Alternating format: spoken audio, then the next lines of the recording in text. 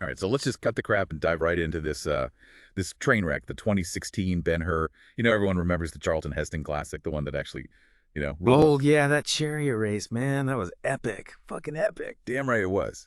But this 2016 version, what a total faceplant. So we're going to rip into all the behind-the-scenes bullshit, the box office flop, and of course the chariot race, which, let's be honest, is the only reason anyone would even think about watching this mess. Yeah, that's true. I mean, the 2016 version, they tried to pull a sneaky one on us, right? They called it a readaptation, not a remake, but they sprinkled some new spice on this old moldy dish. Readaptation. What Yeah. the fuck is that? Sounds like a load of horseshit to me. What'd they change besides making it suck? Well, they tried to get all deep and meaningful with the bromance between Ben-Hur and his Roman brother Masala, before all the betrayal crap goes down. And get this, they shoved Jesus into the spotlight way more than the 1959 version. Talk about a desperate grab for those religious folks' cash, huh? Hold up, more Jesus and Ben-Hur. What the hell were they thinking? Who knows, man? Maybe they figured, they could rope in a wider audience. The church crowd, the history buffs, the people who just love seeing Morgan Freeman in literally anything. Speaking of Morgan Freeman, he plays the sheik who trains Ben-Hur for the big race. I bet they just wanted his voice to make the whole thing sound more epic, Mm. even though the script probably sucked. You're not wrong about that. Yeah. His role was way bigger than in the original, which, again, probably had something to do with trying to appeal to that global audience. Freeman's got that international appeal, you know what I mean? Sure, everyone loves Morgan Freeman. But let's get real. The main reason anyone even remembers Ben-Hur is that insane chariot race. Didn't they have a total shit show trying to film that? Oh, yeah, they actually wanted to shoot at the real Circus Maximus in Rome, but the authorities were like, hell no. Okay. You're not going to trash this historical landmark for your crappy movie. Good call, I say. Imagine those clowns carrying up a piece of history for a movie that was destined to flop. Right. They ended up building this massive replica at Cinecittà Studios, 86 horses, 20 chariots, over 400 extras running around like chickens with their heads cut off. And get this, most of the stunts were real, minimal CGI. Holy shit, they actually put those stuntmen's lives on the line for this thing. That's either dedication or insanity. I can't tell which. Probably a bit of both. But they wanted to make that race as authentic and brutal as possible, they studied historical records. They even got advice from a historian who worked on the HBO series Rome to make sure all the chariots were accurate and shit. So they went all out on the historical accuracy, huh? But couldn't be bothered to write a decent script. Classic Hollywood. Did those real-life chariot stunts at least make it into the final cut? Oh, yeah, for sure. I mean, the chariot race, that's the only part of a movie that's even remotely watchable. It's chaotic as hell. But it's got some genuinely intense moments, I'll give it that. I bet there were some fucked up accidents on set with 86 horses, 20 chariots all going full speed. I mean, that's just a recipe for disaster. You're goddamn right. Stuntmen were getting thrown from those chariots left and right. Some even got run over by those massive wheels, man. It's a miracle nobody got seriously injured. Yeah. They did have some, safety measures in place, though. They had, Kevlar hidden under the costume, stuff like that. Kevlar under those Roman robes. Talk about a clash of civilizations. So they put all this effort into the action, the historical accuracy, even Morgan Freeman's soothing voice. And the movie still tanked harder than a lead balloon. Oh, it was a colossal flop. They lost somewhere between, $60 and $120 million. Jesus Christ, that's a shitload of money down the drain. Guess those real-life chariot crashes were a sign of things to come. You might be onto something there. But seriously, there were a few reasons this movie crashed and burned. For one, they didn't have any big-name stars besides Morgan Freeman, Yeah, Jack Houston, who played Ben-Hur, he's about as recognizable as a background extra in a Fast and Furious movie. No offense to the guy, but he's hardly a box office draw. Exactly. Plus, the reviews were absolutely brutal, man. Critics just ripped it apart. And let's not forget about, the timing, They released it right in the middle of summer blockbuster season. Talk about a death wish. Yeah, trying to compete with Suicide Squad and Finding Dory. They didn't stand a fucking chance. It's like they intentionally set themselves up for failure, So they blew a shit ton of money on this, epic flop. What a surprise. But honestly, I kind of admire their, balls for even trying to remake Ben-Hur.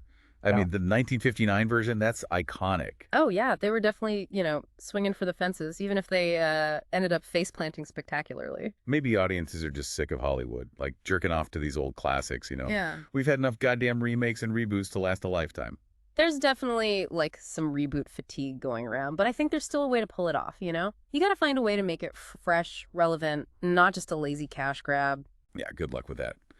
Hollywood's all about regurgitating the same old shit and hoping nobody notices. But let's get back to this readaptation bullshit. They really tried to sell it as something different, didn't they? They were trying to, like, play it both ways, appeal to the nostalgia crowd while also pretending to be all innovative and shit. They even brought in this screenwriter, Keith Clark, who'd worked on The Way Back, you know, that, like, survival drama with Colin Farrell. So they got a guy who writes about people freezing their asses off in Siberia to write a biblical epic. What the fuck? I guess they figured he could, like, handle the whole, you know, man against the odds theme. But honestly, the script, that was one of the weakest parts of the movie. The dialogue was clunky, the characters were paper thin, the whole thing felt like it was written by a committee. Sounds about right.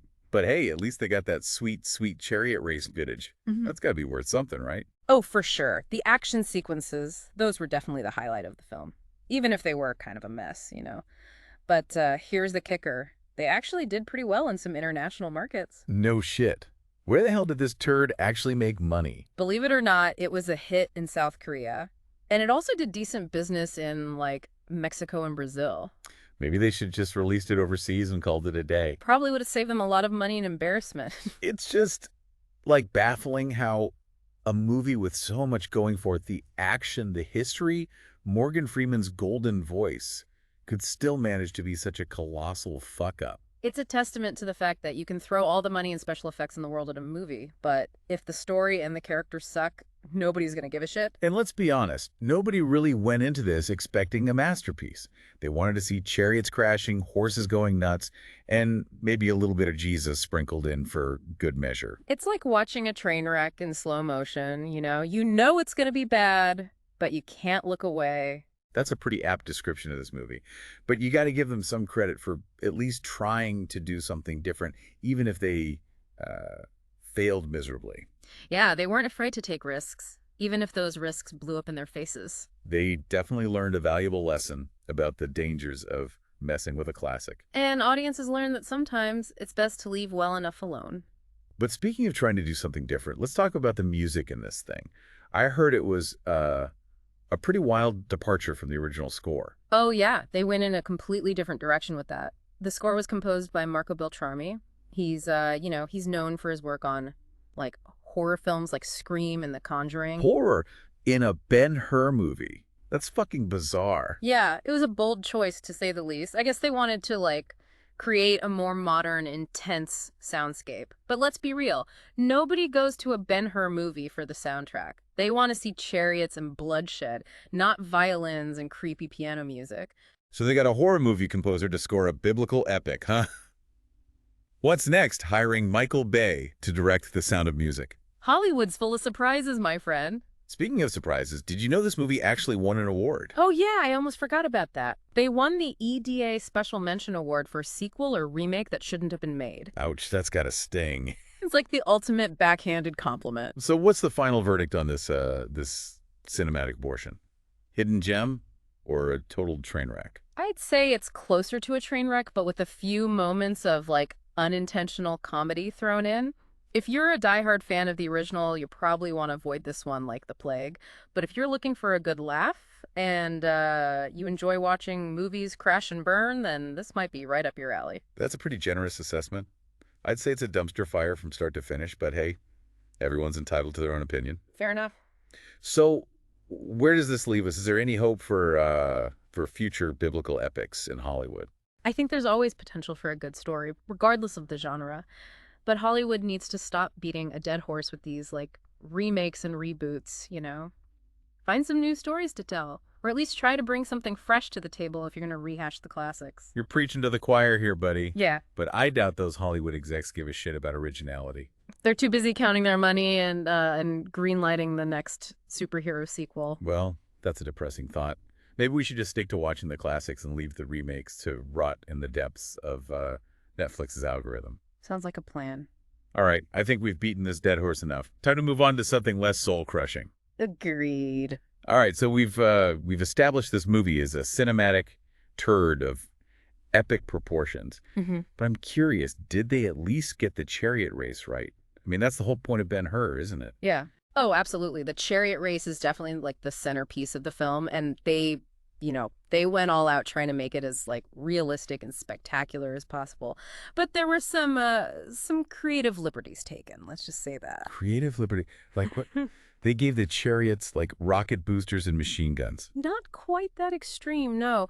But for example, in the original novel and the 1959 film, The Chariot Race, that takes place in the Circus Maximus, which was, a real historical racetrack in Rome. Right. Everyone knows the Circus Maximus is like the Colosseum, but for chariots. Exactly. But in the 2016 version, they decided to change the location to a fictional arena. What the hell? Why would they do that? They already had a perfectly good historical setting. Why make up a fake one? Beats me. Maybe they thought a fictional arena would give them more freedom to design the race course, add some like over-the-top action sequences. Or maybe they were just trying to piss off history buffs like you. It's possible, but the change in location wasn't the only historical inaccuracy. They also kind of messed with the design of the chariots themselves. How do you even fuck up a chariot? I mean, it's basically a wooden cart with wheels and some horses strapped to it. Well, the chariots in the 2016 film were a bit more flashy than their historical counterparts, let's say. They had these like elaborate metal decorations, spikes protruding from the wheels, and all sorts of other embellishments that would have been, totally impractical and dangerous in a real chariot race. Sounds like they went full Hollywood on those chariots. Style over substance, as usual.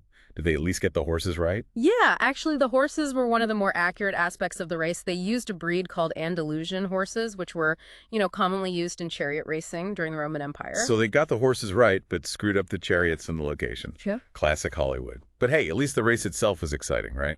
It was certainly action-packed, that's for sure. Lots of crashes, spills, general mayhem. But it also felt a bit over-choreographed at times, Over-choreographed? What do you mean? Like they planned out every single move, every collision, every like near-death experience. It lacked that raw, chaotic energy of a real chariot race, I guess. So basically it was like watching a WWE match instead of a UFC fight. All spectacle, no real danger. Pretty much. But I guess that's what you get when you're trying to, recreate a historical event for the big screen. It's always going to be a bit, sanitized and Hollywoodized. Well, at least they tried. Even if they failed miserably.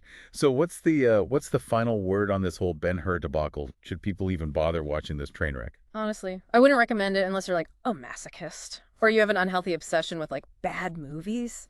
There are so many better versions of Ben-Hur out there. The 1959 film, the 1925 silent film, even the animated version from 2003. So basically what you're saying is this movie is about as useful as a screen door on a submarine.